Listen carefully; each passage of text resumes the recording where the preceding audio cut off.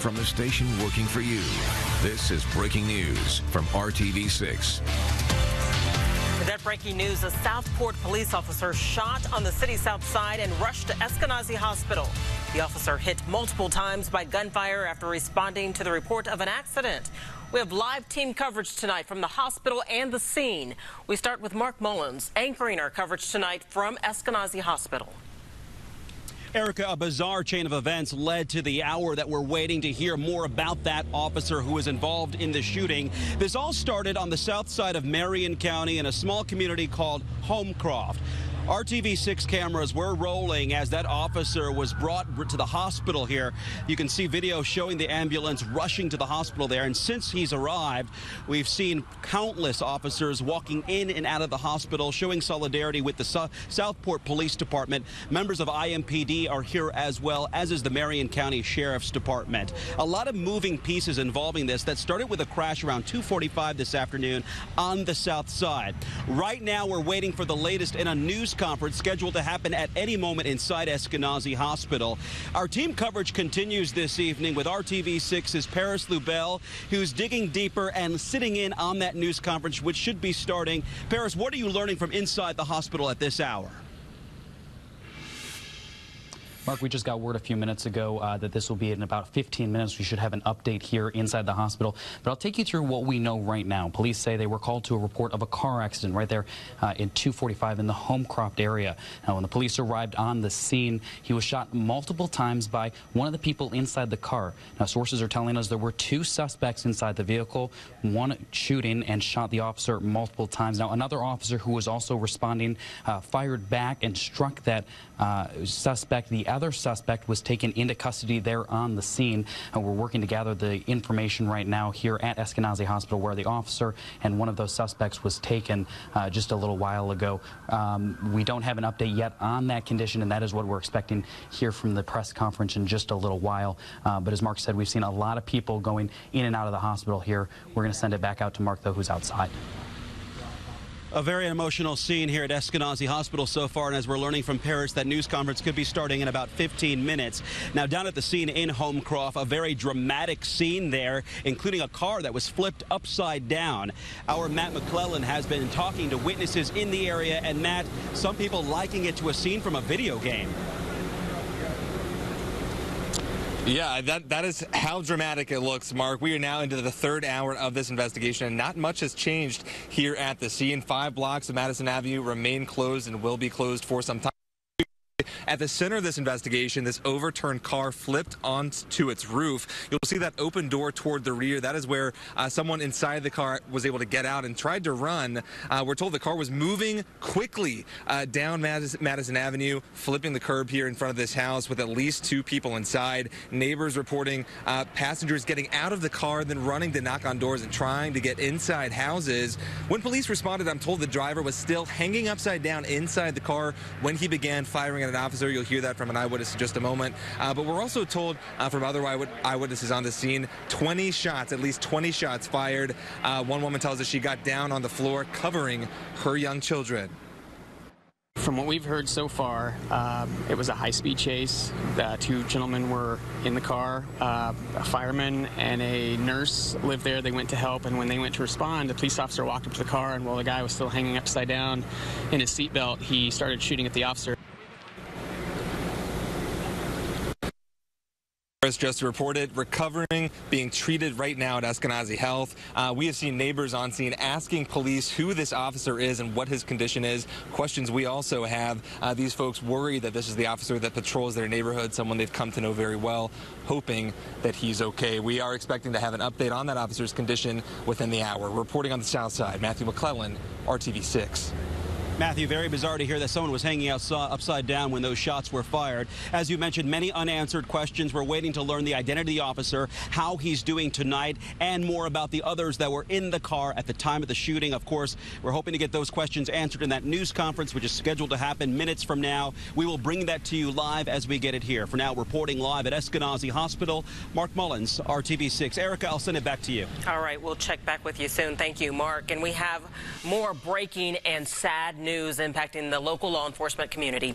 IMPD Deputy Chief James Waters died this afternoon at IU Methodist Hospital.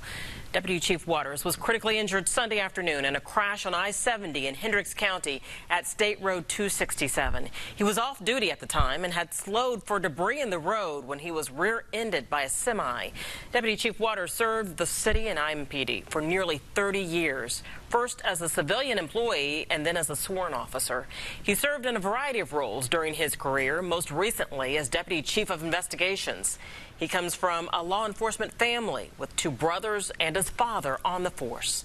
Chief Deputy Waters was 48 years old and leaves behind a wife and 2 children. Indianapolis Mayor Joe Hogsett released a statement which reads in part, "His untimely passing is nothing short of a tragedy, but the countless officers who worked beside Chief Waters know the legacy he leaves behind and will continue to inspire generations of public service and neighborhood leaders."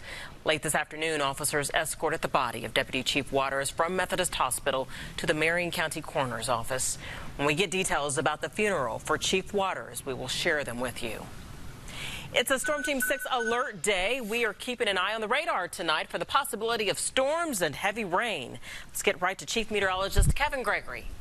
And we've had downpours in central Indiana, and one of those sits on the southeast side of Marion County now. Just outside of Beech Grove along Interstate 74, that continues to move to the south and east. This is a meandering line of showers with occasional lightning forming. Nothing severe, but produces some downpours. It's moved through Anderson. It's over Pendleton now, southern portions end of Delaware County and into Wayne County. Here's the broader view. There's more action along and north of Interstate 70 in eastern Indiana, the western portion of the state, just a few showers. We mentioned before, we may see some brief formations of funnel clouds. These would be weak and unlikely to touch down. We can show you one of these. This was in Rusheville, just to the southwest of Kokomo. Kenny Beasley took this picture. They'll briefly spin up. When it starts to rain, they would fade away. Again, not expecting those to reach the ground. Temperatures. Expect these to cool down as we go into the weekend, certainly with much lower humidity. Temperatures there in the upper 70s. Now, there's your evening plan. Isolated showers and thunderstorms between now and midnight. Now to another big developing story. The state of Indiana does not want a repeat of this tragedy at the Ohio State Fair. The Fireball ride malfunctioned yesterday evening, sending an 18-year-old to his death and injuring several others. Today, the Indiana Fire Marshal directed the Fireball ride to be taken out of service immediately statewide. And tonight, we have team coverage on what's being done to ensure your safety at the Indiana State Fair, which begins a week from tomorrow. RTV6 State House reporter Katie Hines has details from the fairgrounds. Here at the Midway on the Indiana State Fairgrounds, crews are busy assembling more than 50 rides, a sure sign that the opening of the state fair is near. But one that you won't be able to check out is the Fireball. State officials deciding it isn't worth the risk. The rides on the Midway of the Indiana State Fairgrounds are starting to take shape. Crews are putting each piece into place. They're securing the bolts and checking the lighting. Barbara Hargis is planning to bring her teenage son to the fair. It's a cultural diversity that I enjoy, and the children get to learn different things about various cultures, various foods, things that we haven't seen before that people bring in to the fair. So I think that's the neatest part. And then the rides, of course. Hargis says she has always checked the rides herself before letting her son board. We just have to make sure that, we see the people there that's strapping people in, because a lot of times you can take notice if the people that's putting everybody on the rides is having safety precautions or doing things to keep people safe, strapping in, making sure the rides are not doing anything crazy. She says she isn't worried about safety this year. Ahead of the state fire marshal's orders that extend to every event in Indiana, fair officials and North American Midway Entertainment had decided the Fireball wouldn't be operated here next week. Governor Eric Holcomb confirmed state officials have been in touch with authorities in Ohio since the deadly accident. We'll make sure that all the rides are safe and secure, and people hopefully we'll break a record at our state fair next month. The Indiana Department of Homeland Security will inspect the rides next Thursday and Friday right before the fair opens. State law requires the operators to conduct safety checks every morning before the gates open. State inspectors on site are responsible for making sure those checks happen, something this mother will be watching for. Things happen and we kind of have to move on, but it is scary. At the fairgrounds, Katie Hines, RTV 6. State inspectors say they want you to be an extra set of eyes and ears at the Indiana State Fair when it comes to the safety of the rides. Call 6 Investigates' Kara Kinney has been digging into what you need to look out for. Kara? That's right, Erica. Before you or your child gets on a ride, watch the operator. Are they making sure everyone is restrained? Are they observing the height restrictions? And are they paying attention? The State Department of Homeland Security says you can be a big help when it comes to the safety of the rides, not just at the state fair, but at any county fair or festival in the entire state. Fair rides can be fun and exciting, but also dangerous. I hate to see that happen no matter what. The Indiana Department of Homeland Security says even though they have someone on site throughout the Indiana State Fair, they want you to be their eyes and ears. We want parents and any rider to be observing. Watch the person who's running the ride maybe a couple of times before you go on the ride. Make sure that they're properly attentive. And if you have kids, that way you can run through, here's how you go into the ride, here's how the safety restraint works. If a ride seems overloaded, unstable, not anchored securely, or makes a noise that sounds concerning to you, you can talk to the ride operator, find someone with the fairgrounds, or contact the Indiana Department of Homeland Security at 888-203-5020 or email rides@dhs.in.gov. I will tell you, every time we have someone contact us, we go out and look. You can follow up with the state via phone or email to see if the ride in question was fixed. But perhaps the biggest thing you can do to keep your family safe is to follow the rules. Don't try to sneak a child on that's not tall enough for a ride. That's a safety issue. You want to make sure they're tall enough. You can also look for broken parts and signs of improper maintenance on fair rides. You should also follow your instincts. If something seems off about a ride, do not ride it. Erica? Still ahead on the news at 6, a quick rundown of the day's other top stories, including concern from state health officials about an increase in a very contagious disease. High tech meets high speed. Drone racing has gone from backyard hobby to the world stage. And one of the best is from right here in Indianapolis. Later in sports, Brad Brown takes flight with a pilot known as Nerf. Yeah, you probably already know this. Maybe got caught in one. There are some downpours out there. We'll talk about that. But wait until you see how many dry days we string together in the 7-day planner. From the station working for you, this is RTV 6 News at 6. I'm Beth Vaughn at the live desk with a look at some of the stories making headlines today. State health officials are investigating a surge in whooping cough cases and urging Hoosiers to take precautions to avoid the highly contagious disease. As of today, the health department has confirmed 136 cases in the first half of the year, and that's more than double in the same period last year. The state health commissioner says you should get vaccinated and follow proper coughing etiquette. Whooping cough can last for months. And new information from retired race car driver John Andretti and his battle against colon cancer. He tweeted today, scans and blood work look good, back to chemo for 3 months.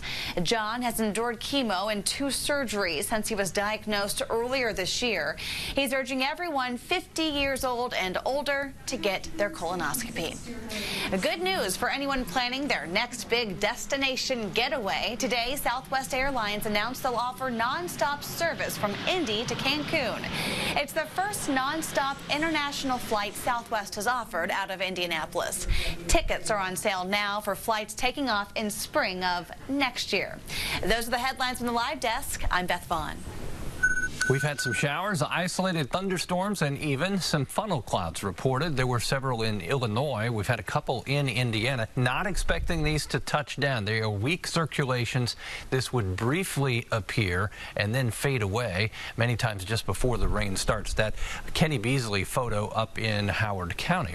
Let's talk about the rain that we have and why it's here. It's a little frontal boundary right in central Indiana, and that convergence is where we're getting the rain. It's 79 now in Indianapolis, and you can see what I'm talking about. The wind straight from the north in Lafayette and Peru, west in Indy. Right in here is where we've had the showers, and an isolated thunderstorm or two develop. As you look at the radar, the only focus of precipitation is off to the north and east. I circle all of the little spots where we have rain, and in some cases coming down pretty good. But let's go right to the heart then of where at least we have a broken line of showers and isolated thunderstorms. Some thunder there along 36 as you get southwest of Winchester and Randolph County. That will move to the south and east into Wayne County toward Richmond and Newcastle. You'll also get soaked. Before we talk about Friday, we're going to talk about a pattern change that begins over the next 24 hours. Kyle?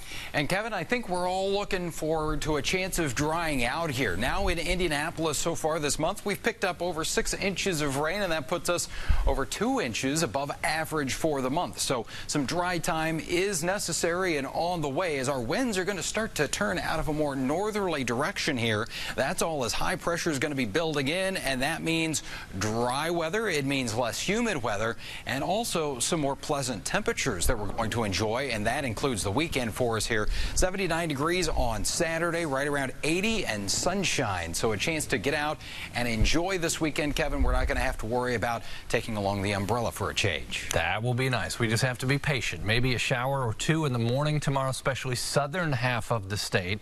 Temperatures in the afternoon only warm to around 80. The other change, we begin to see more sunshine through the afternoon, and then skies will clear overnight into Saturday morning. Here are your high temperatures. Friday, 79 in Lebanon to 80 in Edinburgh. Should not be any big temperature range. Saturday, lots of sunshine.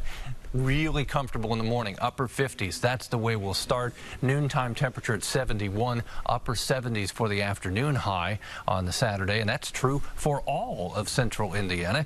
And guess what? Next week, Monday, Tuesday, and Wednesday should be dry as well. Temperatures in the mid-80s, as you can see, at their warmest point, and the coolest mornings will be Saturday and Sunday, but still pretty nice on Monday and Tuesday. It was raining outside, but as I told the campers at weather camp today, it was predicted, so all was all right. We made a tornado in a box. Duke Energy Foundation, IUPUI also partnering with us for weather camp this year, thanks to Zionsville Library. Neat. All right, thank you, Kevin. Brad's here with sports. Hey, Kevin and Erica, good evening, everybody, and thanks for joining us here tonight. Some of the hottest gadgets of the past couple years are drones, much like this one. It's a hobby that's been picking up steam in many forms, but for a select few, they have turned flying these little machines into a thrilling spectacle. Strap in and hold on tight for tonight's Sports Extra Spotlight. It's being called the sport of the future. Australian Purple with a great launch takes the early lead. The Drone Racing League is wrapping up its second season, a TV deal with ESPN featuring one of the sharpest productions on television. And among the guys competing this spring is Paul Nurkala from right here in Indianapolis. Drones are awesome. It's really fun to watch them fly through the air, but we're also trying to say, you know, there's people behind the sticks. Like these are characters, these are individuals that we want to know more about and follow their success and build a show around. Behind the controls of his super speed quadcopter, he goes by the name Nurk. A rookie in the DRL this spring, he quickly worked his way up the ranks among the world's best. Turn at the Pentagon Gate. No issues there, and Nurk takes it all the way home, winning Heat 2. Especially after I pretty much failed at level 1, Miami. I was last place, unfortunately. I was worried I was dealing with some sort of imposter syndrome, right? These are the best pilots in the world, and here I am totally flopping, right? So it was extremely validating to be able to come in second place a couple times and finish the regular season 4th overall. DRL pilots race identically designed drones, each wearing goggles that have a point-of-view camera. The pilot sees what the drone sees. It is a mind-bending ride that looks like a 3D video game come to life. it actually feels very natural. Yeah. In my experience, when I was learning, it was actually easier for me to fly with the goggles on than it was to fly looking at it. Okay. Just because you can maintain orientation a little better. With the flick of his thumbs, Nurk can make his drone dance in any direction. And he's hoping to be part of the DRL's rise to new heights. Figuring out how to communicate how hard this is, how invested, and how much we care about it, and building characters in a show around drone racing, that's where the challenge lies, right? And so that's going to be what's the make or break. It's going to be developing fans. Cool stuff. By the way, the DRL World Finals are on TV tomorrow night. This guy's still in it. This is Jacob Schneider of Zionsville. His pilot name is Jaws. He actually got his spot in the league by winning a fan video game contest, but he's one of the 8 that'll compete for the world title in London. That airs Friday night at 9 on ESPN. By the way, the Indians are home again tonight, kind of dodging some raindrops over there at Victory Field. Game on as we speak, though. Last game of 4 against Rochester. Greenfield's Kyle Gibson throwing for the visitors tonight. We'll have some highlights of that for you coming up tonight on the news at 11. Erica and Kevin will wrap up the news at 6 after this. RTV6 is staying on top of breaking news. We're live at Eskenazi Hospital in Indianapolis, where we're waiting on the word of the condition of a Southport police officer who was injured in a shooting on the south side of Marion County in a town called Homecroft. You're looking at video when an ambulance rushed that officer to Eskenazi Hospital. Now, this all started around 2:45 this afternoon when that officer was responding to an accident near the intersection of Madison and Maynard in Homecroft, where that shooting took place. Witnesses telling our Matt McClellan that those involved in the crash began shooting at the officer. We'll have much more for you at 7 o'clock on RTV6 News. Erica. All right, Mark, thank you very much. Again, we will bring that press conference to you live here on RTV6 when it happens. And downpours in Hamilton County show you just from Morse Reservoir down to Noblesville, Fishers, and Gaius. They continue to slide southeast, and a few more from Newcastle over to Richmond. All right, join us again tonight for the news at 7.